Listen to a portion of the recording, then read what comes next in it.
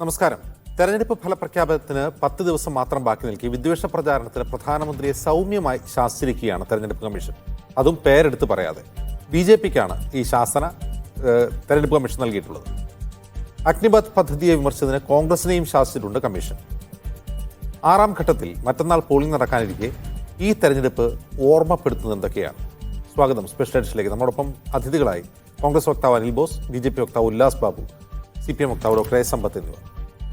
ആദ്യം ഡോക്ടർ സമ്പത്ത്, ഈ തെരഞ്ഞെടുപ്പ് കമ്മീഷന്റെ ഈ നടപടി, അതായത് പെരുമാറ്റച്ചട്ടം നിലവിൽ വന്നിട്ട് 2 മാസം കഴിഞ്ഞു, ഇനി തെരഞ്ഞെടുപ്പ് കഴിയാൻ ഇനി 10 ദിവസം പോലും ബാക്കിയില്ല, അതായത് ഫലപ്രഖ്യാപനത്തിന്, ഈ നടപടിയെ നിങ്ങൾ എങ്ങനെ കാണുന്നു?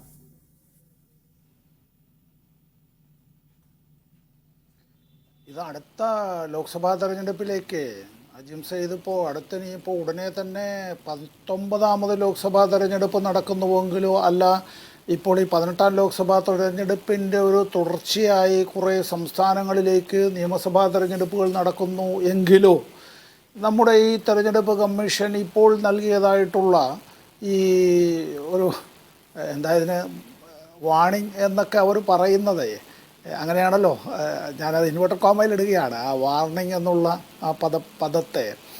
എങ്കിൽ ശരി, ഇതിനൊരു സാങ്കത്യമുണ്ട് എന്ന് ഞാൻ അജിംസ് ചോദിച്ച ചോദ്യത്തിന് മറുപടി പറയാം. ഇനിയിപ്പോൾ എത്ര സീറ്റുകളിലേക്കാണ് തെരഞ്ഞെടുപ്പ് നടക്കാനുള്ളത്? വളരെ തുലവും വളരെ കുറച്ച് സീറ്റുകളിലേക്കാണ്. 2 ഘട്ടം തെരഞ്ഞെടുപ്പാണ് ഇനി ആകെ നടക്കാനുള്ളത്. അജിംസ് സൂചിപ്പിച്ചതുപോലെ വോട്ടെണ്ണാൻ തന്നെ ഇനി ആകെ 10 ദിവസം മാത്രമാണുള്ളത്. എപ്പോഴൊക്കെ നടന്ന സംഭവങ്ങളെ സംബന്ധിച്ചാണ് ഈ നടപടി അജിംസെ? എപ്പോൾ നടന്നതിനെ സംബന്ധിച്ച്? ഇവിടെ BJPയുടെ സ്റ്റാർ ക്യാമ്പയിനർ എന്നുള്ള നിലയിൽ ഇന്ത്യയുടെ പ്രധാനമന്ത്രി രാജസ്ഥാനിലും തുടർന്ന് അദ്ദേഹം UPയിലും നടത്തിയതായ പ്രസംഗങ്ങൾ നമ്മൾ ഇതേ ടെലിവിഷൻ ചാനൽ, ഞാൻ ഓർക്കുന്നത് അജിംസ് ആയിരുന്നു അന്നും ആങ്കർ എന്നാണ്, നമ്മളിത് ചർച്ച ചെയ്തതാണ്. അത് മറ്റു ചില ടെലിവിഷൻ ചർച്ചകളിലും സംവാദങ്ങളിലും ഞാൻ പങ്കെടുത്തപ്പോഴും അതിലെ ആങ്കർമാരും ഈ വിഷയം ഉന്നയിച്ചതാണ്. ഈ തെരഞ്ഞെടുപ്പ് കാലത്ത് ഏറ്റവും കടുത്ത നിലയിലുള്ള ഇന്ത്യൻ ശിക്ഷാ നിയമത്തിലെ വകുപ്പുകൾ ഉപയോഗിച്ചാൽ വാസ്തവത്തിൽ FIR രജിസ്റ്റർ ചെയ്തുകൊണ്ട് അതിൻ്റെ തുടരന്വേഷണവും കുറ്റപത്രവും കോടതിയിൽ സമർപ്പിച്ച് വാസ്തവത്തിൽ ഇന്ത്യൻ ശിക്ഷാ നിയമത്തിലെ വിവിധ വകുപ്പുകൾ അനുസരിച്ച് അങ്ങനെയുള്ള കുറ്റകൃത്യം ചെയ്തു എന്ന് തെളിയിക്കപ്പെടാൻ കഴിയുന്ന നിലയിലാണ് ഇന്ത്യൻ പ്രധാനമന്ത്രി BJPയുടെ സ്റ്റാർ ക്യാമ്പയിനറായ അദ്ദേഹം നടത്തിയിട്ടുള്ള പ്രസംഗങ്ങൾ. അത് പിന്നീട് ഈ ചില സ്പോൺസേഡ് എന്ന് പറയാവുന്നത് പോലെയോ അല്ലെങ്കിൽ അത്തരത്തിൽ മാനിപ്പുലേറ്റഡ് എന്നൊക്കെ നമ്മൾ ചിലപ്പോൾ ഇംഗ്ലീഷ് പറയുമല്ലോ, അതുപോലെ ചില സ്റ്റേജ് ഷോകൾ പോലെയുള്ള ചില ടെലിവിഷൻ ഈ ഇൻ്റർവ്യൂ എന്ന് പറയുമ്പോൾ, അത് ഞാനിപ്പോൾ പറഞ്ഞതെന്താണെന്നറിയാം ജിംസ, 1 മിനിറ്റ് കൊണ്ട് ഞാനത് നിർത്താം. ഈ ഒരിക്കൽ പോലും തൻ്റെ ഭരണകാലത്ത് മാധ്യമപ്രവർത്തകരെ വിളിച്ച് അവരുമായി ഏതെങ്കിലും വിധത്തിലുള്ള ഒരു വാർത്താ സമ്മേളനം, പത്രസമ്മേളനം, ഒരു വാർത്താ ലേഖകരുമായുള്ള ഒരു കൂടിക്കാഴ്ച അത്തരത്തിൽ നടന്നിട്ടില്ല എന്ന് മാത്രമല്ല, തൻ്റെ വിദേശയാത്രകളിൽ ഇപ്പോൾ ഈ ഇന്ത്യയിൽ നിന്ന് ഈ മൂലധനത്തോടൊപ്പം പലായനം ചെയ്ത് വിദേശത്തുള്ള ശതകോടീശ്വരന്മാർ, നിയമത്തിൻ്റെ എല്ലാ അതിൻ്റേതായിട്ടുള്ള കരങ്ങളിൽ നിന്നും രക്ഷ തേടി അങ്ങനെ പുറത്തേക്ക് പോയിട്ടുള്ള ശതകോടീശ്വരന്മാരെ കൂടി തൻ്റെ വിമാനത്തിൽ കൊണ്ടുപോവുകയും തന്നോടൊപ്പം തന്നെ ഇരുത്തി അത്താഴം ഉൾപ്പെടെയുള്ള അത്തരത്തിലുള്ള വിരുന്നുകളിലെല്ലാം പങ്കെടുപ്പിക്കുകയും അങ്ങനെയുള്ള ഫോട്ടോസ് എല്ലാം എടുക്കുകയും ചെയ്തിട്ടുള്ളപ്പോഴും എത്ര മാധ്യമപ്രവർത്തകരെയാണ് ഇങ്ങനെ കൊണ്ടുപോയിട്ടുള്ളത്? അല്ല, ഇന്ത്യയിലെ എത്ര പാർലമെൻറ്റ് അംഗങ്ങളെ കൊണ്ടുപോയിട്ടുണ്ട്? ഞാനിത് പറഞ്ഞതിൻ്റെ കാരണം എന്താണെന്നറിയോ? ഈ ചർച്ചയിൽ തന്നെ ഇക്കാര്യത്തിൽ മുൻകാലങ്ങളിലെല്ലാം ഇത്തരത്തിൽ ഇന്ത്യയുടെ പ്രധാനമന്ത്രിമാർ വിദേശങ്ങളിൽ പോകുന്ന സമയത്ത് ആ രാഷ്ട്രങ്ങളിലേക്ക് പോകുമ്പോൾ ഇന്ത്യയിലെ പാർലമെൻറ്റിലെ വിവിധ രാഷ്ട്രീയ കക്ഷികളിലെ പ്രതിനിധികളെ കൂടി ഉൾപ്പെടുത്തും. അവിടെ ചെല്ലുമ്പോൾ മറ്റു പല രാഷ്ട്രങ്ങളും ചോദിക്കും, ഇവരുടെ പാർട്ടി ഇവർക്ക് എത്ര പേരാണ് ലോക്സഭയിലുള്ളതല്ല പാർലമെൻറ്റിലുള്ളത് എന്ന് ചോദിക്കുമ്പോൾ ചില പാർട്ടികളുടേത് വളരെ വിരലെണ്ണാവുന്നതാണ്. ചില പാർട്ടികൾക്ക് 100-ലധികം MP മാരുണ്ടാവും, ചിലർക്ക് ഏതാനും 8-ഓ 10-ഓ ഒക്കെ ആയിരിക്കും ഉണ്ടാവുക.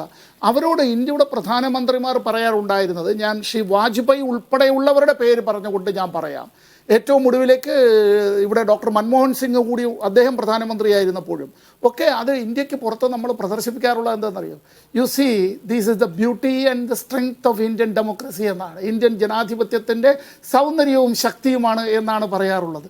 അവിടെ നിന്ന് എല്ലാം ഞാൻ മാത്രം എന്നുള്ള നിലയിലേക്ക് എത്തുന്നതും ഇപ്പോൾ ഈ കൊടുത്തിട്ടുള്ള നോട്ടീസുകൾ എന്താണ്? ഇവിടെ തന്നെ ഇപ്പോൾ ഇതിൽ ഒന്ന് പരിശോധിക്കുക ജിംസെ, അതിൽ കോൺഗ്രസിനോട് പറഞ്ഞിരിക്കുകയാണ് ഭരണഘടന തന്നെ റദ്ദാക്കി കളയുമെന്നുള്ള നിലയിലേക്ക്.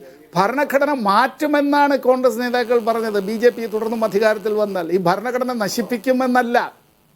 അത് ചേഞ്ചിങ് ദ കോൺസ്റ്റിറ്റ്യൂഷൻ എന്നുള്ളതും ഡിസ്ട്രോയിങ് ദ കോൺസ്റ്റിറ്റ്യൂഷൻ എന്നുള്ളതിനൊക്കെ വ്യത്യസ്തമായ അർത്ഥങ്ങളാണുള്ളത്. ഞങ്ങൾ 3 പേര് ഇവിടെ ഈ പങ്കെടുക്കുന്നവർ അഭിഭാഷകരാണ് എന്നുള്ള അർത്ഥത്തിലാണ് ഞാൻ ഈ കാര്യത്തെ സംബന്ധിച്ച് പറയുന്നത്.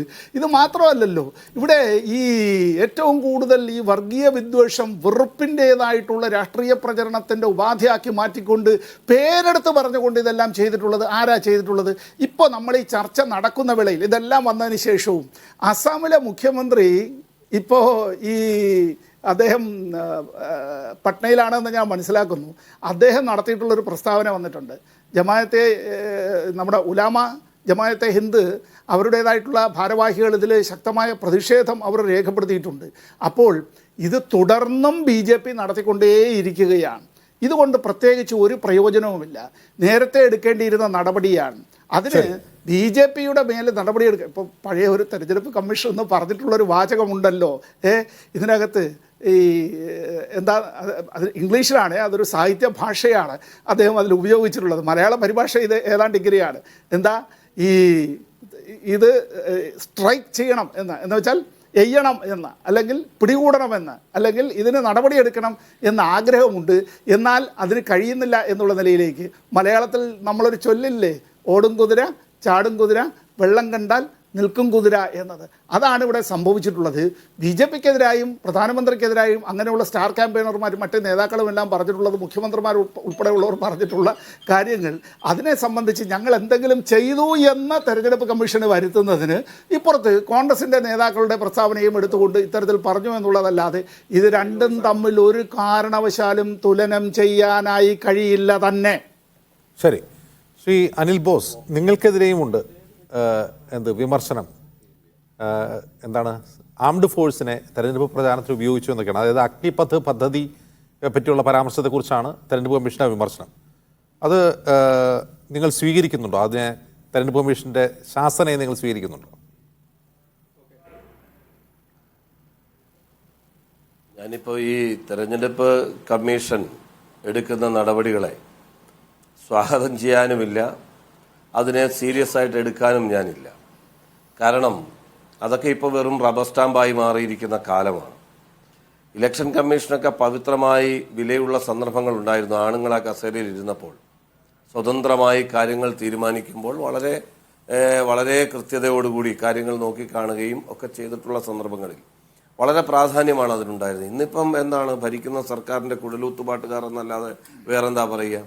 പ്രധാനമന്ത്രിയുടെ പ്രസംഗത്തിന് പാർട്ടി പ്രസിഡന്റിന് നോട്ടീസ് കൊടുത്ത കമ്മീഷനല്ലേ അല്ലേ? ഇപ്പോൾ പ്രധാനമന്ത്രിയെയോ അല്ലെങ്കിൽ BJP നേതാക്കളെ വിമർശിക്കുമ്പോൾ ഒരു ബാലൻസിങ്ങിന് വേണ്ടി കോൺഗ്രസിനെയും വിമർശിക്കുന്ന ഇലക്ഷൻ കമ്മീഷനല്ലേ? കഴിഞ്ഞ മാസം കൊടുക്കുന്ന പരാതിക്ക് ദിവസങ്ങളും വീണ്ടും ഒരു മാസം പിന്നിടുന്ന ഒരു സന്ദർഭത്തിൽ ശാസിക്കാൻ പോകുന്നു എന്ന് പറഞ്ഞാൽ ഒരു കോമഡി എന്നല്ലാതെ എന്താ പറയുക ജിംസെ? ഇതൊന്നും നമ്മൾ ഗൗരവമായി കാണേണ്ടതില്ല. ഇവിടെ ഇങ്ങനെയൊക്കെയാണ് ബായ് എന്ന ആ ഒരു രീതിയാണ്. കാരണം ഇവിടുത്തെ പ്രശ്നം എന്താ? ഇവിടുത്തെ പ്രശ്നം ഇവർക്ക് വന്ന അഹങ്കാരത്തിൻ്റെ അടിസ്ഥാനം എന്ന് പറയുന്നത് 303 എന്ന് പറയുന്ന BJPക്ക് ഒറ്റയ്ക്കുള്ള ഭാഗ്യസംഖ്യയാണ്. ഭരിക്കാൻ അവർക്ക് അവസരം കിട്ടുമ്പോൾ 305 പേരുണ്ടായിരുന്നു. ഒരു പാർട്ടി എന്നുള്ള നിലയിൽ അവർക്ക് ഏകപക്ഷീയമായ ഭൂരിപക്ഷം ഉണ്ടായിരുന്നു.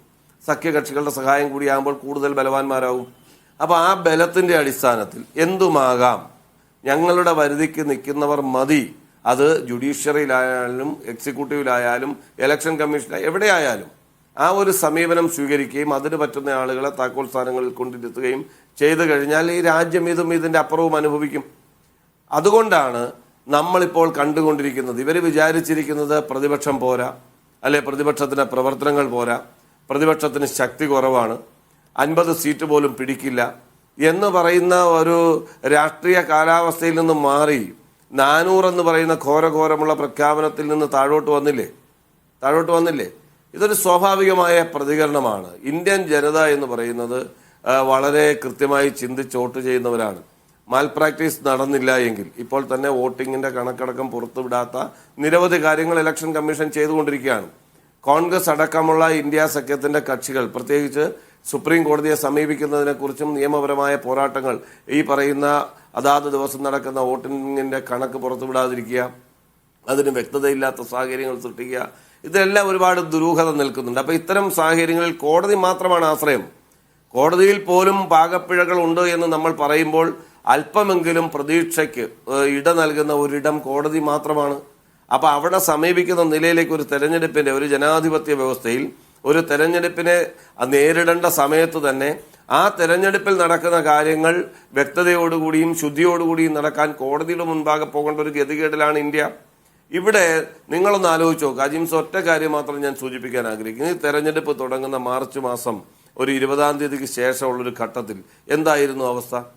കോൺഗ്രസിന് രക്ഷയില്ല, ഇന്ത്യ സഖ്യത്തിന് രക്ഷയില്ല, നമുക്കൊന്നും ഇവിടെ നിൽക്കാനേ പറ്റില്ല, ഏകപക്ഷീയമായ ജൈത്രയാത്ര, ഭരണഘടനാ ഭേദഗതി, രാജ്യത്തിനെ പൊളിച്ചെഴുതും, ഭരണഘടനയെ പൊളിച്ചെഴുതും, എന്തൊക്കെയായിരുന്നു വീരസ്യങ്ങൾ.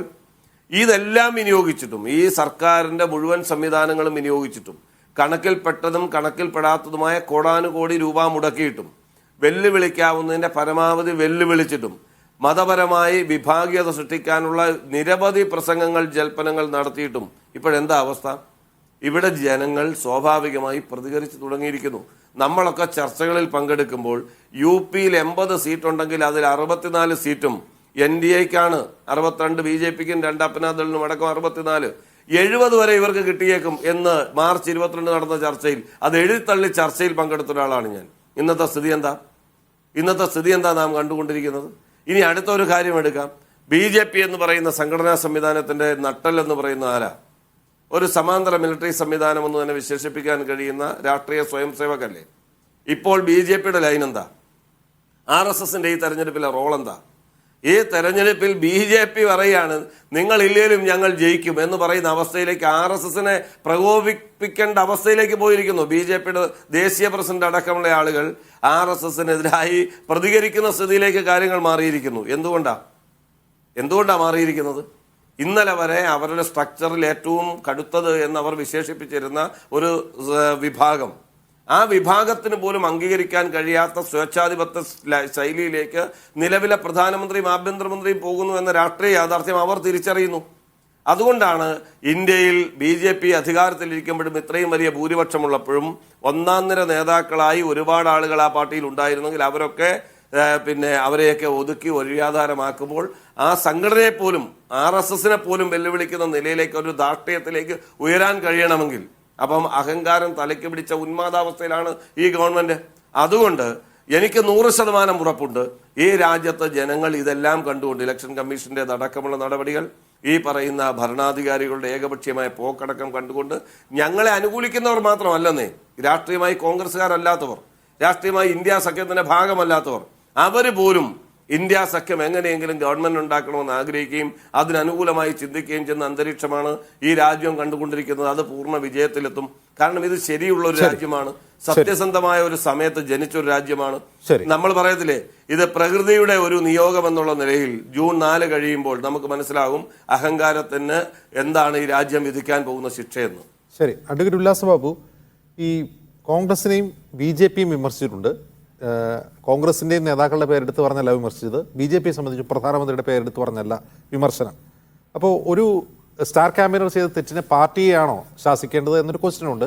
അത് നല്ലതാണ് എന്ന് പറയുന്നവരുണ്ട്. കാരണം പാർട്ടിയെ അത്തരം കാര്യങ്ങളിൽ അക്കൗണ്ടബിൾ ആക്കുക എന്നത് നല്ലതാണ് എന്ന് പറയുന്നവരുണ്ട്. അതല്ല, ആ വ്യക്തിയെ തന്നെ പോയിന്റ് ഔട്ട് ചെയ്തിട്ട് വേണം നടപടി എന്നും പറയുന്നവരുണ്ട്. ഈ ശാസന നിങ്ങൾ സ്വീകരിക്കുന്നുണ്ടോ പാർട്ടി എന്ന നിലയിൽ?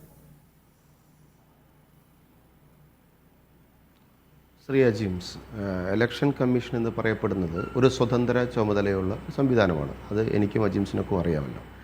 അവിടെ ഇലക്ഷൻ കമ്മീഷൻ്റെ മുമ്പിൽ പരാതികൾ ചെല്ലുന്നു. ഒരു പൊതു തെരഞ്ഞെടുപ്പ് നടക്കുന്ന സമയത്ത് വിവിധ ആശയങ്ങളിലുള്ള ആളുകളെ പരസ്പരം മുന്നണി സംവിധാനങ്ങൾ മത്സരിക്കുമ്പോൾ അവർക്ക് ഇഷ്ടമില്ലാത്തത് പറയുന്നു എന്ന് തോന്നലുണ്ടാവാം, അവർക്ക് ഇഷ്ടമുള്ളത് പറഞ്ഞതെന്ന് തോന്നലുണ്ടാവാം, അവർക്കത് ശരിയല്ലാന്ന് തോന്നലുണ്ടാവാം. നിരവധി ആളുകൾ വിവിധ സംവിധാനങ്ങൾ, അത് പ്രതിപക്ഷത്തിരിക്കുന്നവരെക്കുറിച്ചും ഭരണപക്ഷത്തിരിക്കുന്നവരെക്കുറിച്ചൊക്കെ പരാതികൾ ചെല്ലുന്നു. പരാതികൾ ചെല്ലുമ്പോൾ ഒരു സ്വതന്ത്ര സംവിധാനമായിട്ടുള്ള ഇലക്ഷൻ കമ്മീഷൻ അതിലൊരു തീരുമാനമെടുക്കുന്നു. എന്താ തീരുമാനമെടുത്തത്? അതാത് പാർട്ടികളുടെ നേതൃത്വത്തിനോട് നിങ്ങളുടെ സ്റ്റാർ ക്യാമ്പയിനേഴ്സിൻ്റെ വാക്കുകളോ അല്ലെങ്കിൽ വരികളിലോ ഇലക്ഷൻ കമ്മീഷന് വന്ന പരാതികളിൽ അവർ പരിശോധിച്ച് അവർക്ക് തോന്നിയിട്ടുള്ള അല്ലെങ്കിൽ അവർക്ക് മനസ്സിലാക്കിയിട്ടുള്ള അല്ലെങ്കിൽ അവർ തോന്നിയിട്ടുള്ളതായിട്ടുള്ള കാര്യങ്ങളിൽ ഒന്നും കൂടിയും ശ്രദ്ധ വേണമെന്ന് പാർട്ടിയുടെ നേതാക്കന്മാരോട് കൃത്യമായിട്ട് അവർ പറഞ്ഞിരിക്കുന്നു. സ്റ്റാർ ക്യാമ്പയിനേഴ്സിനെ ഓർമ്മപ്പെടുത്തേണ്ടത് ഉത്തരവാദിത്തത്തെക്കുറിച്ച് ഇലക്ഷൻ കമ്മീഷൻ പറയുന്നു. സ്വാഭാവികമായിട്ടൊരു ഇന്ത്യ മഹാരാജ്യത്ത് ഒരു സ്വതന്ത്ര ചുമതലയുള്ള ഒരു ഇലക്ഷൻ കമ്മീഷൻ ഇതിൻ്റെ എല്ലാമായിട്ട് ഇലക്ഷൻ കമ്മീഷൻ ഒരു തീരുമാനം പറയുന്ന സമയത്ത് ആസ് എ പൊളിറ്റിക്കൽ പാർട്ടി നമ്മളത് പരിപൂർണമായിട്ട് ശിരസാവഹിക്കുന്നു. സ്വാഭാവികമായിട്ട് ഇലക്ഷൻ കമ്മീഷൻ എന്താണോ നമ്മളോട് പറയുന്നത് അല്ല ഇലക്ഷൻ കമ്മീഷൻ പറയുന്ന കാര്യങ്ങളെ പരിപൂർണമായിട്ട് ഉൾക്കൊള്ളേണ്ട ബാധ്യതയുണ്ട് ഒരു രാഷ്ട്രീയ സംഘടനയ്ക്ക്. അത് ഭരണപക്ഷത്തിനുമുണ്ട് പ്രതിപക്ഷത്തിനുമുണ്ട്. അത് പ്രതിപക്ഷം അതിനെങ്ങനെ കാണുന്നു എന്നുള്ളത് ഞങ്ങളെ സംബന്ധിച്ച വിഷയമല്ല. ഭരണപക്ഷം എന്ന രീതിയിൽ അല്ലെങ്കിൽ ഒരു രാഷ്ട്രീയ പാർട്ടി എന്ന രീതിയിൽ ഇലക്ഷൻ കമ്മീഷൻ പറഞ്ഞ കാര്യം BJPയുടെ ഉത്തരവാദിത്തപ്പെട്ട ദേശീയ അധ്യക്ഷൻ അത് അതിൻ്റെ വേണ്ട രീതിയിൽ കൈകാര്യം ചെയ്യുകയും അത് വേണ്ട രീതിയിൽ ഇലക്ഷൻ കമ്മീഷനോട് ബഹുമാനിച്ചുകൊണ്ട് തന്നെ മുന്നോട്ട് പോകുമെന്നുള്ളതാണ് പരിപൂർണമായിട്ടുള്ള തീരുമാനം. അതിലൊന്നൊരു മാറ്റമില്ല. രണ്ടാമത്തെ കാര്യം BJP മുന്നണി 400 സീറ്റ് ഇപ്പോൾ സംസാരിക്കുന്നില്ല എന്ന് പറയുന്നതായിട്ട് ഞാൻ കേട്ടു. BJP ഒരു സംശയവും വേണ്ട, 400 സീറ്റിലേക്ക് NDA മുന്നണി വിജയിക്കുമെന്നുള്ള കാര്യത്തിൽ യാതൊരു തർക്കവും വേണ്ട. ഉത്തർപ്രദേശിൽ 62+2 നിന്ന് 70 വരുമെന്ന് പറഞ്ഞു. അത് 70 വരും, 70+ വരും. 4-ാം തീയതി നടക്കാൻ പോകുന്ന തെരഞ്ഞെടുപ്പിൻ്റെ കൗണ്ടിങ്ങിൽ നമുക്കതൊരു നിസ്സംശയം കാണാവുന്നൊരു കാര്യമാണ്. NDA മുന്നണിയുടെ നേതൃത്വത്തിൽ വൻ വിജയത്തോടുകൂടി 3-ാം തവണയും നരേന്ദ്രമോദിയുടെ നേതൃത്വത്തിൽ അധികാരത്തിൽ വരും. കൺസോളിഡേറ്റഡ് പ്രതിപക്ഷമായി നിങ്ങൾ ഇത്തവണ മത്സരിച്ച് ഭരണകക്ഷിക്കെതിരെ എന്തെല്ലാം നിങ്ങൾ വികാരം ഉണർത്തിവിടാൻ ശ്രമിച്ചുവോ അതെല്ലാം ശൈലിയായി മാറുകയും വിജയിക്കാതിരിക്കുകയും പൊതുജനം 100% NDA മുന്നണിക്കൊപ്പം നിൽക്കുകയും ചെയ്യുമെന്നുള്ള യാഥാർത്ഥ്യമാണ് എന്നുള്ളത് നിങ്ങൾ തിരിച്ചറിയേണ്ടി വരും. യാതൊരുവിധ കാരണവശാലും BJPയെ സംബന്ധിച്ചിടത്തോളം BJP ഇന്ത്യ മഹാരാജ്യത്ത് യാതൊരുവിധ തരത്തിലുള്ള വിദ്വേഷ സംവിധാനങ്ങളും അംഗീകരിക്കുന്നില്ല. ആ രീതിയിലും പോയിട്ടില്ല. നിങ്ങൾ കൺസോളിഡേറ്റഡ് മാധ്യമ പ്രവർത്തനം എന്ന് പറഞ്ഞാൽ കൺസോളിഡേറ്റഡ് പ്രതിപക്ഷം പോലെ തന്നെ കൺസോളിഡേറ്റഡ് മാധ്യമ പ്രവർത്തനം BJPക്കെതിരെ എന്തെല്ലാം അജണ്ടകൾ സെറ്റ് ചെയ്തു വന്നാലും ജനകീയ സംവിധാനത്തിൽ ഞങ്ങൾ കൃത്യമായി കാര്യങ്ങൾ ബോധ്യപ്പെടുത്തുന്നുണ്ട്. അവിടെ ഞങ്ങൾ വിജയിക്കുക തന്നെ ചെയ്യും. നിങ്ങളിതുപോലെ ചർച്ചകൾ നടത്തും, BJPക്കെതിരെ സംസാരിക്കും, BJPയുടെ ശൈലി ശരിയല്ലെന്ന് പറയും, BJPക്ക് സ്വേച്ഛാധിപത്യമുണ്ടെന്ന് പറയും, പിന്നെ RSSനെതിരെ ഞങ്ങളുടെ ദേശീയ അധ്യക്ഷൻ പറഞ്ഞു എന്നൊക്കെ പറയും. അതൊക്കെ വളരെ വിഡ്ഢിത്തരമായിട്ടുള്ള കാര്യമാണ്. ഇവർക്ക് കാണുന്ന രീതിയിൽ ഇവരുടെ കണ്ണിൻ്റെ പിശകമാണ്. BJP ദേശീയ അധ്യക്ഷൻ ഒരു RSSനെയും തള്ളി പറഞ്ഞിട്ടില്ല, ഒരു RSSൻ്റെ ശൈലിയും എതിർത്ത് പറഞ്ഞിട്ടില്ല. RSS സെപ്പറേറ്റ് ആയിട്ടുള്ള സാംസ്കാരിക സംഘടനയാണെന്നും അവർക്ക് അവരുടേതായിട്ടുള്ള കാര്യങ്ങൾ ചെയ്യേണ്ടതുണ്ട് എന്നുള്ള കാര്യങ്ങളല്ലാതെ യാതൊരുവിധ കാരണവശാലും BJP അതിനെ തള്ളി പറഞ്ഞിട്ടില്ല എന്നുള്ള കാര്യം കൂടി അജിംഷെ ഓർമ്മിപ്പിക്കാൻ ഞാൻ ആഗ്രഹിക്കുകയാണ്.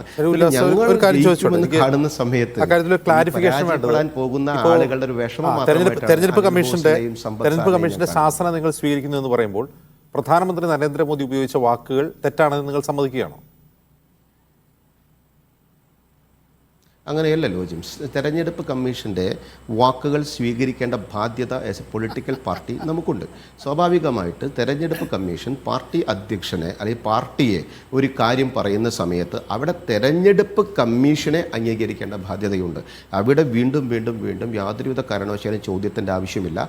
ഒരു തെരഞ്ഞെടുപ്പ് കമ്മീഷൻ ആ തെരഞ്ഞെടുപ്പിൻ്റെ ഏറ്റവും പരമപ്രധാനമായിട്ടുള്ള തീരുമാനങ്ങൾ എടുക്കുന്ന വ്യക്തിയാണ്. ആ തെരഞ്ഞെടുപ്പ് കമ്മീഷൻ ഒരു പാർട്ടിയുടെ നേതൃത്വത്തിനോട് ഒരു കാര്യം പറഞ്ഞാൽ ആ കാര്യം കോടതി പറയുന്ന പോലെ തന്നെ അത് അംഗീകരിക്കേണ്ട ബാധ്യതയുള്ള രാഷ്ട്രീയ സംഘടന. ഇനിയും തെരഞ്ഞെടുപ്പ് കഴിഞ്ഞിട്ടില്ല ഉല്ലാസ് ബാബു, ഇനിയും 10 ദിവസമുണ്ട്. ഇനിയുള്ള പ്രചാരണ രംഗത്ത് ഈ മോദി അന്ന് പറഞ്ഞ കാര്യങ്ങൾ അതോ ആവർത്തിക്കാതിരിക്കും? എങ്ങനെയാണ്? BJPയുടെ രാഷ്ട്രീയ സംവിധാനത്തിൻ്റെ മുഖ്യധാരാ രാഷ്ട്രീയ സ്റ്റാർ ക്യാമ്പയിനർമാർ ഏതൊക്കെ സ്ഥലങ്ങളിൽ ഏതൊക്കെ രീതിയിൽ കൃത്യമായിട്ട് സ്റ്റാർ ക്യാമ്പയിൻ ചെയ്തുകൊണ്ട് പൊതുസമൂഹത്തിനകത്ത് ഭാരതീയ ജനതാ പാർട്ടിയും NDA സർക്കാരും ചെയ്തു വെച്ച കാര്യങ്ങൾ കൃത്യമായിട്ട് ഞങ്ങൾ കമ്മ്യൂണിക്കേറ്റ് ചെയ്യും. അതിലൊന്നും യാതൊരുവിധ കുറവും ഉണ്ടാവില്ല. ആ കമ്മ്യൂണിക്കേഷൻ കറക്റ്റായിരിക്കും.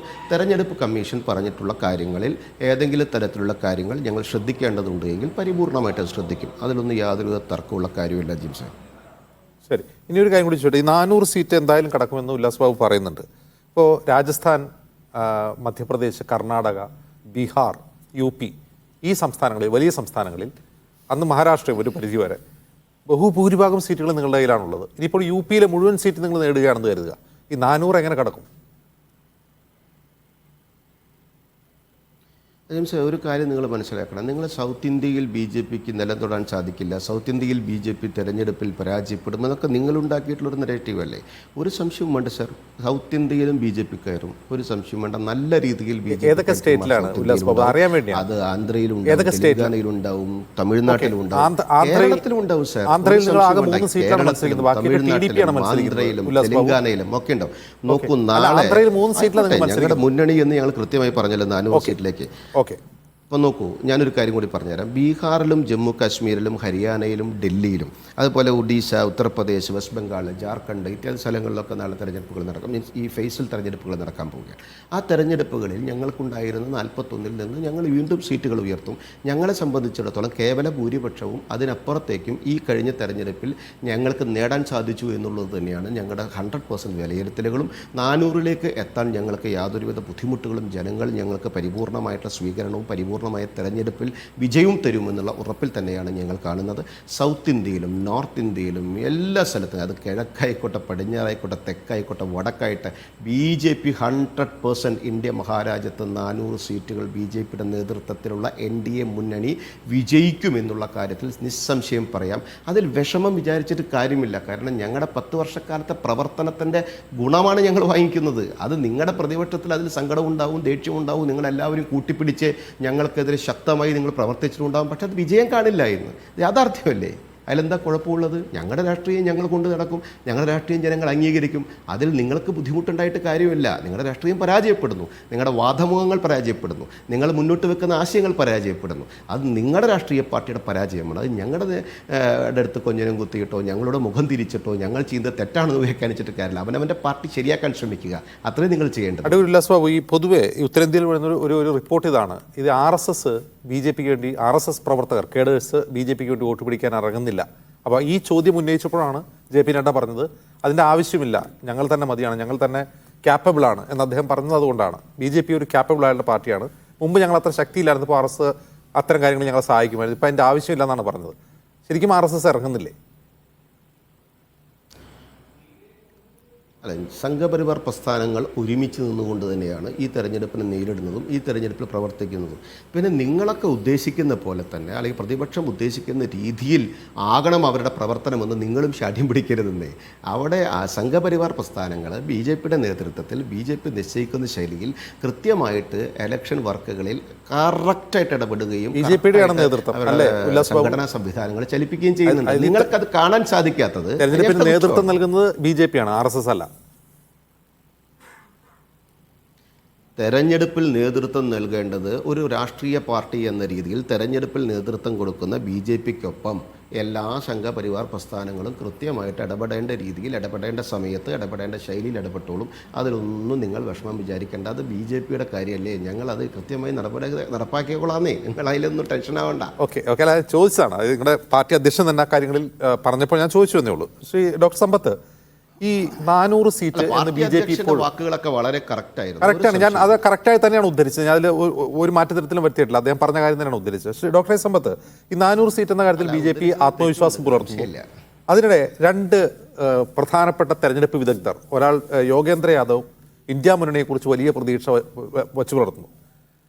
ദീർഘനാൾ BJPയുടെ സ്ട്രാറ്റജിസ്റ്റായിരുന്ന പ്രശാന്ത് കിഷോർ പറയുന്നു അങ്ങനെയല്ല, യോഗേന്ദ്ര യാദവ് പറയുന്നു ഒന്നും അല്ല കാര്യം, BJP തന്നെ ജയിക്കും, മോദി തന്നെ 3ാമതും അധികാരത്തിൽ വരുമെന്ന് പറയുന്നു. ഇത് രണ്ട് നറേറ്റീവാണ്. ഈ 2 നറേറ്റീവ് എന്ന് പറയാൻ, ഇതിൻ്റെ പ്രഡിക്ഷൻ എന്ന് പറയാൻ കഴിയില്ല. കാരണം യോഗേന്ദ്ര യാദവ് ഈ പ്രതിപക്ഷ കക്ഷികളോട് അല്പം സെൻറ്റിമെൻറ്റ്സ് ഉള്ള ഒരാളാണ്. പ്രശാന്ത് കിഷോർ ആകട്ടെ, അദ്ദേഹം ആ ക്യാമ്പിലുണ്ടായിരുന്ന ആളാണ്. ഈ 2 നറേറ്റീവ് ഇതിവർ പറയുന്നത് യഥാർത്ഥത്തിൽ പ്രഡിക്ഷൻ തന്നെയാണോ, അതല്ല ഒരു മൂഡ് ക്രിയേറ്റ് ചെയ്യാൻ വേണ്ടി ചെയ്യുന്നതല്ല? സമ്പത്ത്, ആ ക്യാമ്പിൽ മാത്രമല്ല BJPയുടെ ഔദ്യോഗികമായ സ്ഥാനത്തേക്ക് അദ്ദേഹത്തെ നിയോഗിച്ചിട്ടുണ്ട്. ശരി ഡോക്ടറെ സമ്പത്ത്.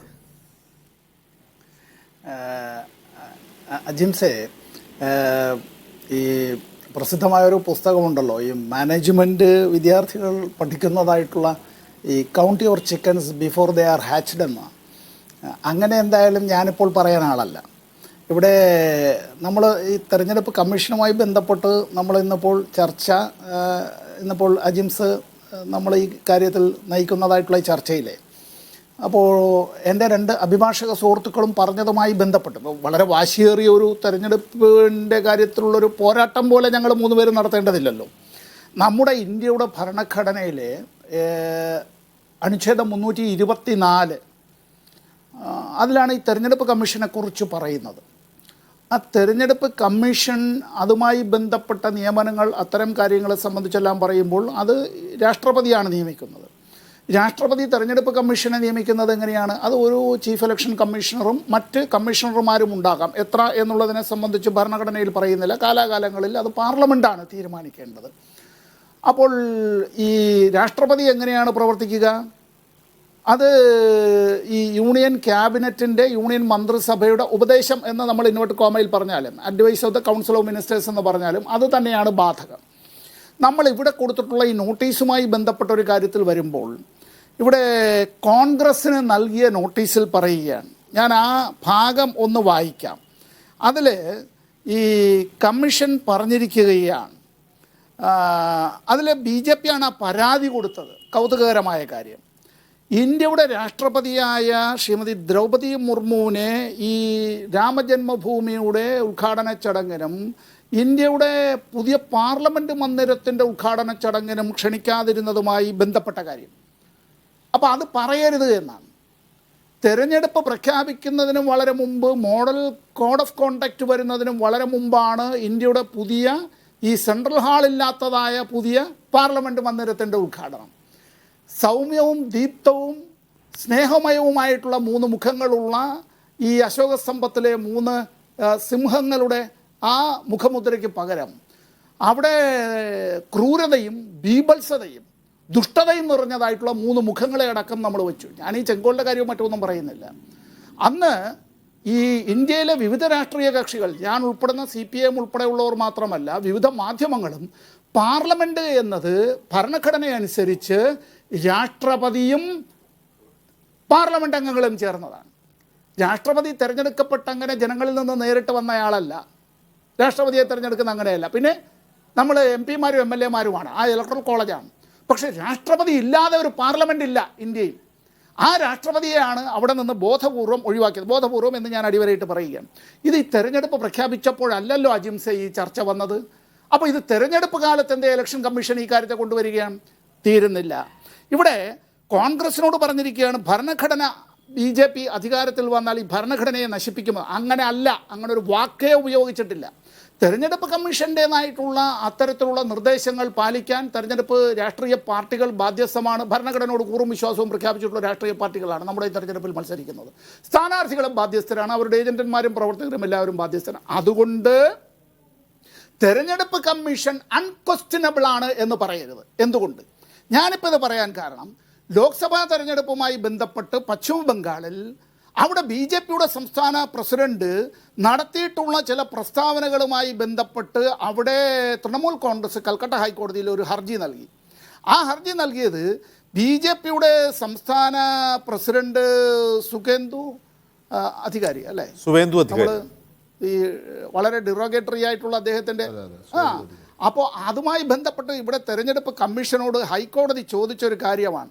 ഹൈക്കോടതി അവിടെ ചോദിക്കുകയാണ്, this court is not satisfied that any of the so-called resolutions are resolutions in the real sense of the term.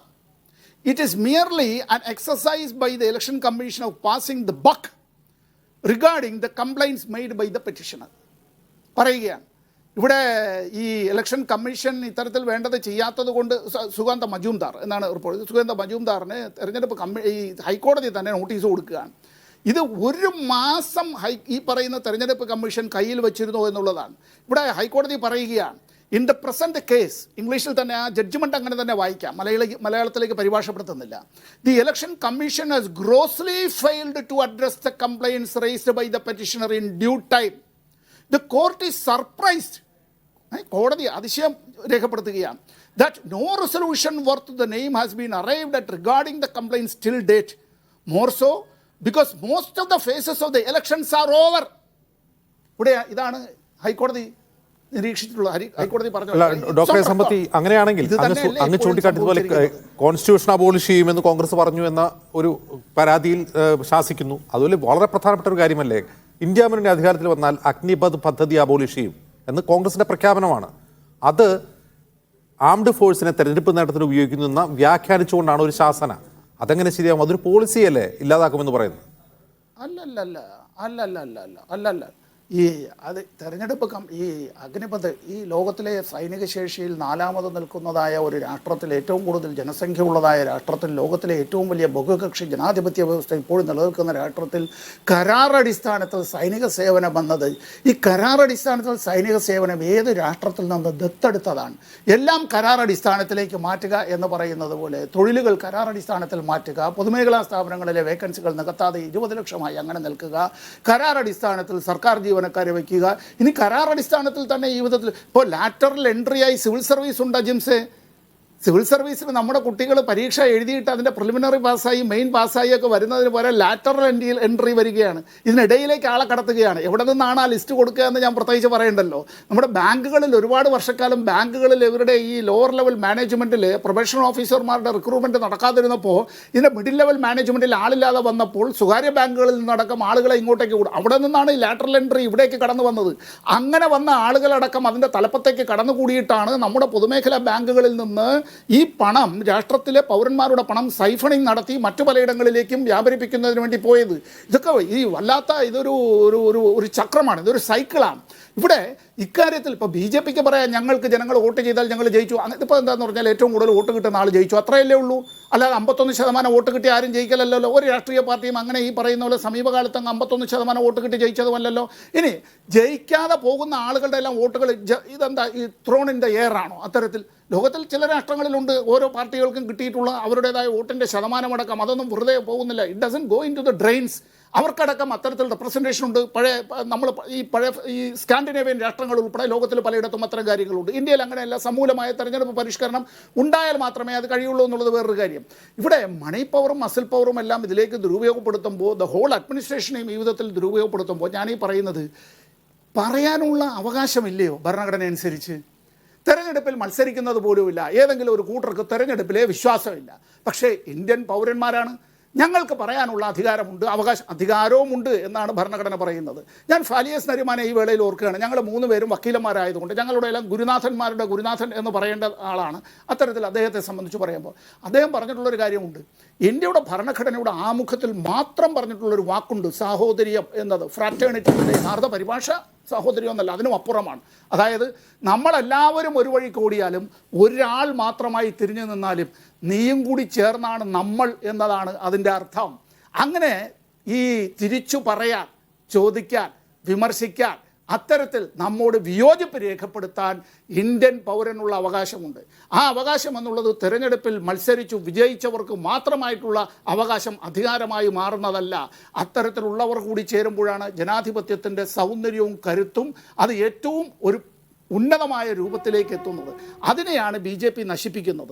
അങ്ങനെ നശിപ്പിക്കുന്നു എന്നുള്ളത് സംബന്ധിച്ചാണ് ഞാൻ ഈ തെരഞ്ഞെടുപ്പ് കമ്മീഷൻ ഇത്തരത്തിൽ ഒരു ഭാഗത്ത് BJP, മറുഭാഗത്ത് കോൺഗ്രസിന് ഞങ്ങൾ ഈ പറയുന്ന വാർണിംഗ് നൽകി, നോട്ടീസ് നൽകി എന്നെല്ലാം ഉള്ളത്. അതുകൊണ്ട് ഞങ്ങൾ കൈ കഴുകുകയാണ്, ഞങ്ങളിതെല്ലാം ചെയ്യുന്നു എന്നുള്ളത്. ഞാൻ നിർത്തുന്നതിന് മുമ്പ് ഒരു കാര്യം, ഈ തെരഞ്ഞെടുപ്പ് കമ്മീഷണർമാരുടെ നിയമനവുമായി ബന്ധപ്പെട്ട സാധുത ചോദ്യം ചെയ്തുകൊണ്ടുള്ള കേസ് സുപ്രീം കോടതിയിൽ നിലനിൽക്കുകയാണ്.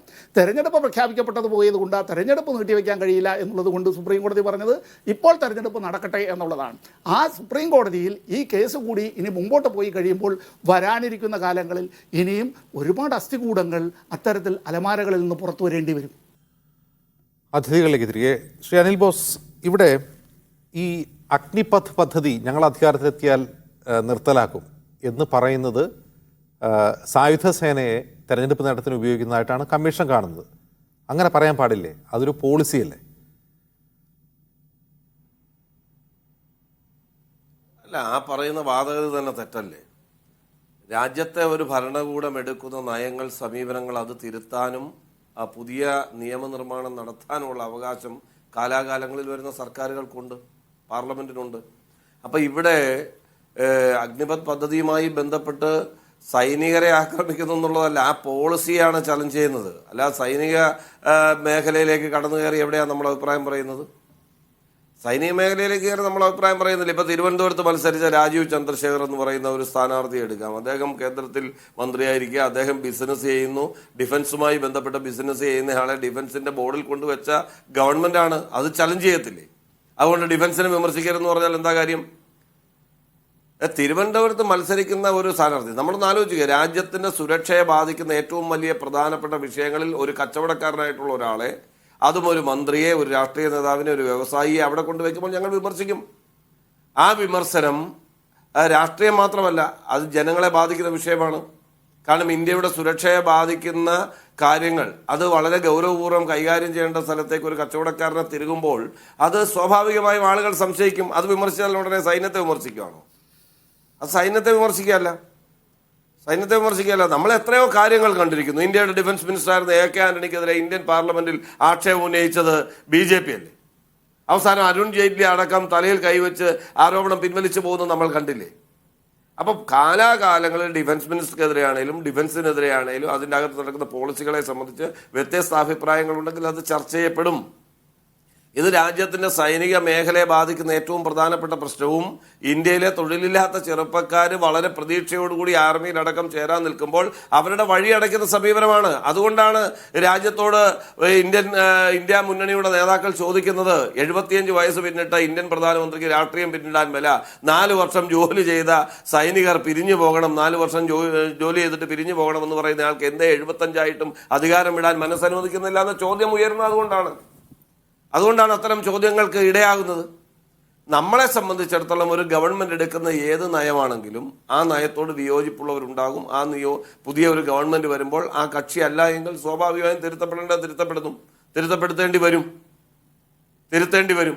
അപ്പൊ സ്വാഭാവികമായിട്ടും അത്തരം കാര്യങ്ങൾ ചർച്ച ചെയ്യുന്നത് എങ്ങനെയാണ് ഇലക്ഷനെ ബാധിക്കുന്നത്? അതുമല്ല, ഇവിടെ സമ്പത്ത് ചൂണ്ടിക്കാണിച്ച ഏറ്റവും പ്രധാനപ്പെട്ട കാര്യമല്ലേ പാർലമെന്റ് മന്ദിരവുമായി ബന്ധപ്പെട്ട് നടക്കുന്ന വിവാദം ഈ ഇലക്ഷൻ കമ്മീഷനുമായി കൂട്ടിക്കുഴയ്ക്കുന്ന എന്തിനാ?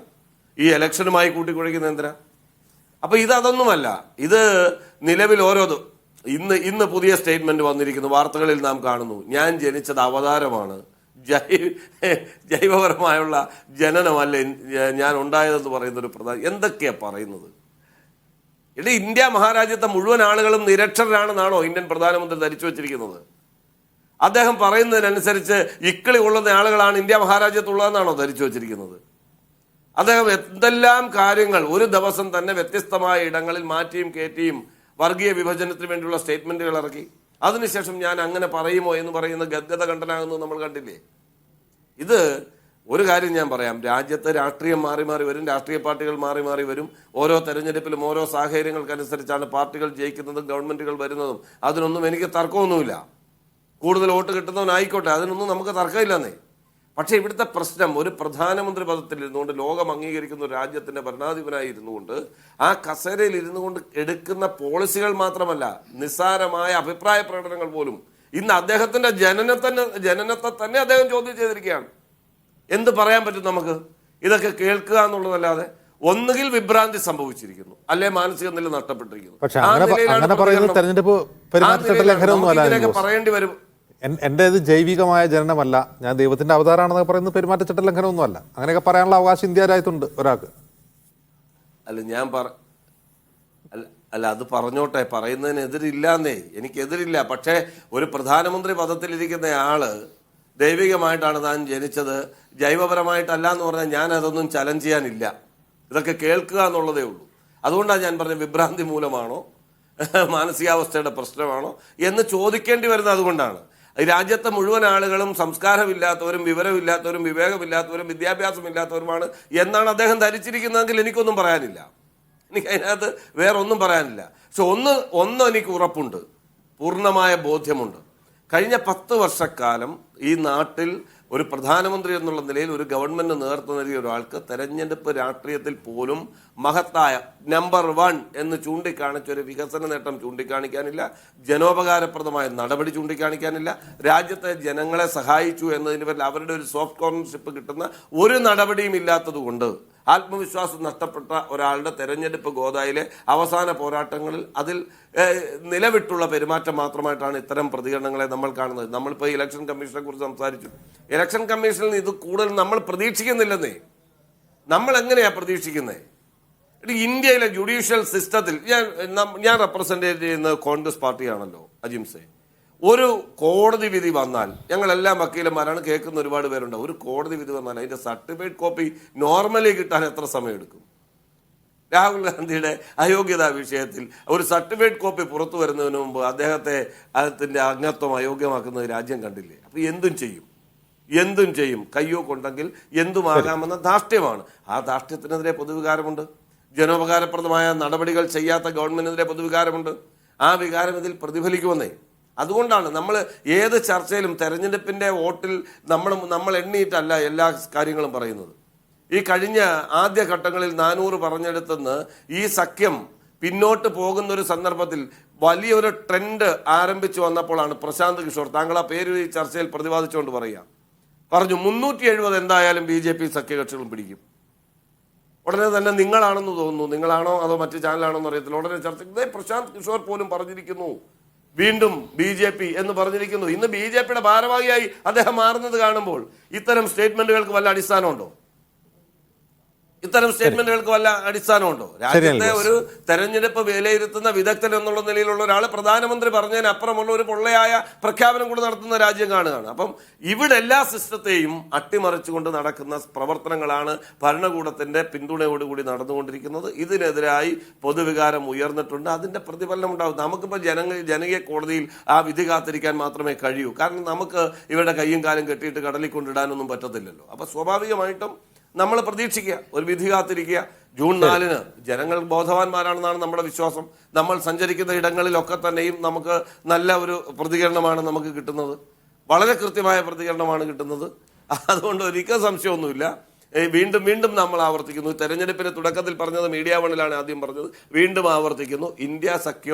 ഇന്ത്യ സഖ്യത്തോടൊപ്പമുള്ള മറ്റു കക്ഷികളും ചേർന്ന് 300+മായി ഗവൺമെന്റ് വരും. അതാണ് ഇവർക്ക് നൽകാൻ കഴിയുന്ന താക്കീത്. അതുണ്ടാവും, അതിന് സംശയമൊന്നും വേണ്ട. ജൂൺ 4-ന് നമുക്ക് കാണാം അജിംസെ.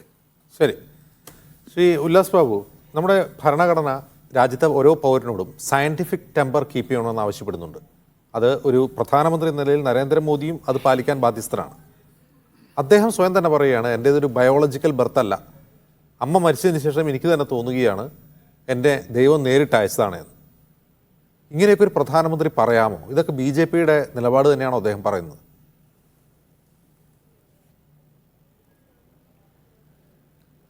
ഒരു സമൂഹത്തിൻ്റെ ഒരു തെരഞ്ഞെടുപ്പ് നടക്കുമ്പോൾ, ഇന്ത്യ മഹാരാജ്യത്ത് ഒരു തെരഞ്ഞെടുപ്പ് നടക്കുമ്പോൾ വിവിധ രാഷ്ട്രീയ കക്ഷികൾ പരസ്പരം തെരഞ്ഞെടുപ്പിനെ മത്സരിക്കുന്ന സമയത്ത് ആ തെരഞ്ഞെടുപ്പിൻ്റെ ക്യാമ്പയിനർ പറയുന്ന കോൺടെസ്റ്റും അത് ചർച്ച ചെയ്യുന്ന സമയത്ത് നിങ്ങളതിനെ വളച്ചൊടിക്കുന്ന കോൺടെസ്റ്റും തമ്മിൽ 2 വ്യത്യാസമുണ്ട്. നിങ്ങൾ നരേന്ദ്രമോദിയെ വെറുക്കുന്നു അല്ലെങ്കിൽ നിങ്ങളെ എതിർക്കുന്നു എന്നുള്ളതിൻ്റെ അടിസ്ഥാനത്തിൽ അദ്ദേഹത്തിൻ്റെ വരികളും വാക്കുകളും അദ്ദേഹം 1 മണിക്കൂറോ 1.5 മണിക്കൂറോ പ്രസംഗിക്കുന്ന സമയത്ത് അദ്ദേഹം പറഞ്ഞ സാഹചര്യങ്ങളും പറയുന്ന ശൈലികളുമൊക്കെ അതിലെ വരികളും വാക്കുകളും അടർത്തിയെടുത്ത് നിങ്ങളിവിടെ കിടന്ന് കരഞ്ഞിട്ട് കാര്യമില്ല സാർ. കാരണം നരേന്ദ്രമോദി 10 വർഷക്കാലം ഇന്ത്യ മഹാരാജ്യം ഭരിക്കുന്നതിന് തൊട്ട് മുൻപ് ഗുജറാത്തിൽ കൃത്യമായിട്ട് മുഖ്യമന്ത്രിയായിരുന്നു 3 ടൈമോളം. അതിന് പകുതി എത്തുന്നവരാണ് നിങ്ങൾ വരുന്നത്. നിങ്ങളൊരു കാര്യം മനസ്സിലാക്കേണ്ടത്, ഇന്ത്യ മഹാരാജ്യത്തിനകത്ത് അധികാര ശ്രേണിയിൽ കൃത്യമായി ഇരുന്ന് ജനങ്ങൾക്ക് വേണ്ടുന്ന കാര്യങ്ങൾ യഥാവിധി നടപ്പിലാക്കി നല്ല ഭംഗിയായിട്ട് വിജയത്തിലൂടെ മുന്നോട്ട് പോയിട്ടുള്ളൊരു വ്യക്തിയാണ് ശ്രീ നരേന്ദ്രമോദി. അദ്ദേഹം അധികാര ശ്രേണിയിലിരുന്ന് ഈ ഇന്ത്യ മഹാരാജ്യത്തിനോട് ചെയ്തിട്ടുള്ള എല്ലാ നല്ല കാര്യങ്ങളും പൊതുസമൂഹത്തിൽ അദ്ദേഹം ചർച്ച ചെയ്യുന്നുണ്ട്. അത് സമൂഹത്തിന് വേണ്ടിയാണ്, നിങ്ങൾക്ക് വേണ്ടിയാണ് ഞാൻ വന്നിട്ടുള്ളത്, നിങ്ങളെ പ്രയാസങ്ങളും പ്രതിസന്ധികളും പരിഹരിക്കാൻ വേണ്ടിയാണ് വന്നിട്ടുള്ളതെന്ന് അദ്ദേഹം സംസാരിക്കുമ്പോൾ അദ്ദേഹത്തിന്റെ വാക്കുകളെ അടർത്തിയെടുത്ത് നിങ്ങൾ ഒരു കാരണവശാലും ബയോളജിക്കൽ ബർത്ത് അല്ല എന്ന് ഒരു പ്രധാനമന്ത്രി പറഞ്ഞ് നമ്മൾ അദ്ദേഹം പറയുന്നത് വിശ്വസിക്കണ്ടേ? അദ്ദേഹം പറയുന്നത് എന്റെ ബയോളജിക്കൽ ബർത്ത് അല്ല, എന്നെ ദൈവം അയച്ചതാണ് എന്നാണ് അദ്ദേഹം പറയുന്നത്. അദ്ദേഹത്തിന്റെ വാക്കുകളെ നിങ്ങൾ എങ്ങനെയൊക്കെ വളച്ചൊടിക്കാൻ അല്ല, ഞാൻ വളച്ചൊടിച്ചു അദ്ദേഹത്തിന്റെ വാക്കുകൾ ഞങ്ങൾക്ക് കറക്റ്റായിട്ട് ഞാൻ പറഞ്ഞുതരാം. അദ്ദേഹം പറഞ്ഞത്, അദ്ദേഹം പ്രസംഗിച്ചപ്പോൾ പറഞ്ഞതൊന്നുമല്ല, ഒരു പ്രസംഗത്തിൽ ആവേശത്തിൽ പറഞ്ഞതൊന്നുമല്ല, News 18 ചാനൽ നൽകിയ അഭിമുഖത്തിലാണ് അദ്ദേഹം അത് പറയുന്നത്. പക്ഷേ ഇന്നാണ് അത് വൈറലായതെന്ന് മാത്രം, അത് അധികാരം കണ്ടിട്ടുണ്ടായില്ല. पहले जब तक मैं माँ जिंदा था मुझे लगता था शायद मुझे बायोलॉजिकली जन्म दिया गया है. माँ के जाने के बाद इन सारे अनुभवों को मैं जोड़ कर देखता हूँ तो मैं कन्विंस हो चुका हूँ कि परमात्मा ने मुझे भेजा है. ഇങ്ങനെയാണ് അദ്ദേഹം പറയുന്നത്. ആയിക്കോട്ടെ, ഞാനൊരു കാര്യം ചോദിച്ചോട്ടെ ജിംസേ, അദ്ദേഹത്തിൻ്റെ വിശ്വാസങ്ങളിൽ, അദ്ദേഹത്തിൻ്റെ ദർശനങ്ങളിൽ, അദ്ദേഹത്തിൻ്റെ ശൈലികളിൽ അദ്ദേഹം മറുപടി അദ്ദേഹത്തിന് അത് പറയാനുള്ള അവകാശമുണ്ടല്ലോ. അത് ഏതെങ്കിലും തെരഞ്ഞെടുപ്പ് കോഡ് ഓഫ് കോണ്ടക്റ്റിനെതിരാണോ? നിങ്ങൾ എന്തിനാണ് അദ്ദേഹത്തിൻ്റെ പുറകെ നടന്ന് അദ്ദേഹത്തെ ആക്രമിക്കാൻ ശ്രമിക്കുന്നത്? അദ്ദേഹം മാധ്യമത്തിനോട് പറഞ്ഞിട്ടുള്ള ഇന്റർവ്യൂ അല്ലേ? ആയിക്കോട്ടെ, കാര്യങ്ങൾ അദ്ദേഹം പറയുന്നത് ഭരണാധികാരികൾ പ്രഖ്യാപിച്ചിട്ടുണ്ട്. തന്നെ ദൈവം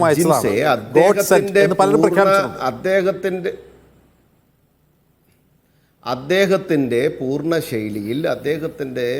ശൈലിയിൽ അദ്ദേഹം വിശ്വസിക്കുന്ന കാര്യങ്ങൾ, അദ്ദേഹം ഒരു ചാനലിന് കൊടുത്ത അഭിമുഖത്തിൽ അദ്ദേഹം പറയുന്ന കാര്യങ്ങൾ അദ്ദേഹം പറഞ്ഞോട്ടെ. നിങ്ങൾക്ക് അതിലെന്താണ് ഇത്ര പ്രയാസമൊന്നും? അദ്ദേഹം പറഞ്ഞ കാര്യങ്ങൾ അദ്ദേഹത്തിൻ്റെ ശരിബോധത്തിലുള്ളതായിരിക്കാം, അദ്ദേഹം പറഞ്ഞോട്ടെ.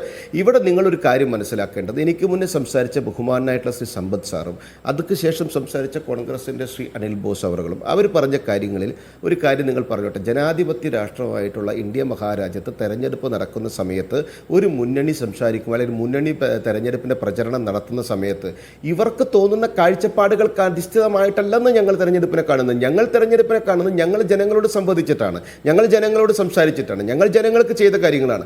എടുത്തു പറയാൻ ഞങ്ങളുടെ കയ്യിൽ കാര്യമില്ല എന്ന് അനിൽ ബോസ് പറയുമ്പോൾ എന്താണ് പറയുക? വിഡ്ഢിത്വം എന്നല്ലാതെ അതിന് എന്താ മറുപടി പറയുക? 10 വർഷക്കാലം ഇന്ത്യ മഹാരാജ്യത്ത് ഞങ്ങൾ നടപ്പിലാക്കിയിട്ടുള്ള പദ്ധതികൾ ജനങ്ങളിലേക്ക് കൃത്യമായി കമ്മ്യൂണിക്കേറ്റ് ചെയ്യാനും കൃത്യമായി നടപ്പിലാക്കാനും കൃത്യമായി ഇംപ്ലിമെൻറ്റ് ചെയ്യാനും കൃത്യമായി ഇംപ്ലിമെന്റ് ചെയ്ത കാര്യങ്ങൾ ജനങ്ങളുമായി സംസാരിച്ചതിന് ശേഷമാണ് ഞങ്ങൾ ഈ തെരഞ്ഞെടുപ്പിനെ നേരിടുന്നത്. ആ തെരഞ്ഞെടുപ്പിൽ ജനങ്ങൾ, അദ്ദേഹം പറഞ്ഞല്ലോ, ബോധമുള്ള ജനങ്ങൾ അത് 100% ഞങ്ങൾ തെരഞ്ഞെടുപ്പിൽ വിജയത്തിലേക്ക് കൊണ്ടുവരും. ആ തെരഞ്ഞെടുപ്പ് വിജയത്തിലേക്ക് കൈപ്പിടിച്ച് BJP-യെയും NDA സഖ്യത്തെയും ഈ ജനങ്ങൾ കൊണ്ടുപോകുമ്പോൾ അവർക്ക് ബോധമില്ല എന്ന് അനിൽ ബോസ് 4-ാം തീയതി പറയില്ലല്ലോ. അവർക്ക് ബോധമില്ലെന്ന് അനിൽ ബോസ് 4-ാം തീയതി പറയില്ലല്ലോ. ബഹുമാനായ സമ്പത്ത് സാർ 4-ാം തീയതി അത് പറയില്ലല്ലോ. സമ്പത്ത് സാറും അനിൽ ബോസും ഒരു കാര്യം മനസ്സിലാക്കേണ്ടത്, ഞങ്ങൾ ഈ തെരഞ്ഞെടുപ്പിനെ നേരിടുന്നത് യാതൊരുവിധ കാരണവശാലും നിങ്ങൾ കൺസോൾട്ടേറ്റ് ചെയ്തായിട്ട് വരുന്നവർ മുഴുവൻ വലത്ത് തോളത്തും ഇടത്ത് തോളത്തും പകുതി എത്തുന്ന സമയത്ത് കെജ്രിവാളിൻ്റെ പുറകെ ഓടുന്നു, ഇപ്പുറത്തെത്തുമ്പോൾ ഇവരുടെ പിന്നാലെ ഓടുന്നു. ആരൊക്കെ വന്നാലും പ്രധാനമന്ത്രി പദത്തെ ലേലം വിളിയെപ്പോലെ വരൂ ആർക്ക് വേണമെങ്കിലും പ്രധാനമന്ത്രിയാവാം, ആർക്ക് വേണമെങ്കിലും പ്രധാനമന്ത്രിയാകാം എന്നൊക്കെ പറഞ്ഞ് ഒരു കൺസോൾട്ടേഷൻ ക്രിയേറ്റ് ചെയ്ത് വരുന്നവരെ മുഴുവൻ കൊട്ടയിലാക്കിക്കൊണ്ട് എങ്ങനെയെങ്കിലും BJP-യെ താഴെ എന്ന് പറയപ്പെടുന്ന അജണ്ട സെറ്റ് ചെയ്ത് കൊണ്ടുവന്നില്ല. ഞങ്ങൾക്ക് അതിലൊന്നും ഭയമില്ല സാർ. നിങ്ങൾ അവിടെ അജണ്ട സെറ്റ് ചെയ്ത് എല്ലാവരെയും കൂട്ടുപിടിച്ച് നിങ്ങൾ ഞങ്ങൾക്കെതിരെ എന്തെല്ലാം വക്രബുദ്ധികൾ ഉപയോഗിച്ചാലും, എന്തെല്ലാം വക്രതരങ്ങൾ ഉപയോഗിച്ചാലും, എന്തൊക്കെ രാഷ്ട്രീയ ഗിമ്മിക്ക് ഉപയോഗിച്ചാലും ഈ തെരഞ്ഞെടുപ്പിൽ ഞങ്ങൾ നിങ്ങളെ ഫൈറ്റ് ചെയ്ത് തോൽപ്പിച്ച് അധികാര ശ്രേണിയിലേക്ക് ജനങ്ങളുടെ മാൻഡേറ്റ് മേടിച്ച് 3-ാം തവണയും അധികാരത്തിൽ ഇറ്റ്സ് എ കോൺഫിഡൻസ്, ഒരു സംശയവും വേണ്ട. 100% അത് നടപ്പിലാവും. 4-ാം തീയതി ശ്രീ അനിൽ ബോസ് പറഞ്ഞ പോലെ ചർച്ചയ്ക്കിരിക്കുന്ന സമയത്ത് ജനാധിപത്യത്തെ അംഗീകരിക്കുന്നു, ഞങ്ങൾ പാർട്ടി ഒരു സംശയമില്ലാതെ ഈ തെരഞ്ഞെടുപ്പിൽ വന്ന വീഴ്ചയെക്കുറിച്ച് ആലോചിച്ച് നടപടിയെടുക്കുമെന്ന് അനിൽ ബോസിൻ്റെ നാവിൽ നിന്ന് അജിംസ് അടക്കം, ഞാനടക്കം, സമ്പത്ത് സാർ അടക്കം കേൾക്കേണ്ടി വരും. സമ്പത്ത് സാർ ഒബ്വിയസ്ലി അങ്ങനെ പറയുമെന്നുള്ളത് ഉറപ്പാണ്. കാരണം അദ്ദേഹത്തിൻ്റെ രാഷ്ട്രീയ സംഘടനയ്ക്ക് ഇന്ന് ഇന്ത്യ മഹാരാജ്യത്തുള്ള സ്വാധീനവും പ്രാതിനിധ്യവും ഒക്കെ നമുക്കറിയാം. അദ്ദേഹം എന്തായാലും അങ്ങനെ തന്നെ പറയും. അനിൽ ബോസിൻ്റെ ഇന്ത്യ മുന്നണിയും ഒരു സംശയവും വേണ്ട, പരിശോധിക്കാം, ഞങ്ങൾക്ക് വന്ന വീഴ്ച എന്താണെന്ന് നോക്കാമെന്ന് 4-ാം തീയതി പറയേണ്ടി വരുമെന്നുള്ള സംശയമില്ലെന്നേ. ഞങ്ങൾ ആ കാര്യത്തിൽ ഒരു സംശയമില്ലാത്ത കാര്യമാണ്. നിങ്ങൾ എന്തൊക്കെ സംഭവങ്ങൾ ഉണ്ടാക്കിയാലും, സംഭവ വികാസങ്ങൾ ഉണ്ടാക്കിയാലും, നിങ്ങൾ മാധ്യമ പ്രവർത്തനങ്ങൾ കൂട്ടായി നിന്നുകൊണ്ട് ഞങ്ങൾ ആക്രമിച്ചാലും നിങ്ങളുടെ ഒന്നും ഒരു സഹായം നേടിയിട്ടല്ല ഇന്ത്യ മഹാരാജ്യത്ത് 2-ൽ നിന്ന് ഞങ്ങൾ ഇന്നലേക്ക് എത്തിയതും. അതിനു മുമ്പ് ഞങ്ങൾ ഒരുപാട് പ്രയത്നിച്ചിട്ടും ഈ പതാകയുടെ കീഴിൽ ഞങ്ങൾ അടിപതരാതെ നിന്നതും ഒരു മാധ്യമക്കാരൻ്റെ സപ്പോർട്ട് ഉണ്ടായിട്ടല്ല.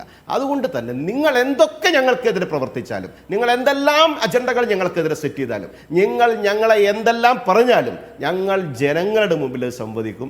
ജനങ്ങളുടെ നടുവിൽ നിന്ന് ജനകീയമായി തന്നെ ഞങ്ങൾ കൃത്യമായി പാർലമെന്റിലേക്ക് യാത്ര ചെയ്യും. അതിൽ അജിംസ് ഒരു കാര്യം എഴുതി വെച്ചോളൂ. ഈ ഉല്ലാസിന്റെ ആത്മവിശ്വാസം തീർച്ചയായും കൗതുകമുണർത്തുന്ന ഒന്നാണ്. കാരണം ഇത്രയും ആത്മവിശ്വാസത്തോടെ ഒരു പാർട്ടിയുടെ പ്രതിനിധിക്ക് ജൂൺ 4-ാം തീയതി ഞങ്ങൾ ജയിക്കും, ആരൊക്കെ എതിർന്നാലും ജയിക്കും എന്നൊക്കെ പറയാൻ കഴിയണമെങ്കിൽ അത് ചില്ലറ ആത്മവിശ്വാസമല്ല. തീർച്ചയായിട്ടും ആത്മവിശ്വാസം നന്നായി വരട്ടെ, ശരിയാവട്ടെ. ഞങ്ങളുടെ പ്രവർത്തനത്തിന്റെ വാല്യൂ ആണ് സാർ. ശരി, വളരെ നന്ദി ശ്രീ ഉല്ലാസ് ബാബു, എ സമ്പത്ത്, അനിൽ രാഹുലായിരുന്നു ഞങ്ങളുടെ നേതാവ്. സംസാരിച്ചതിന്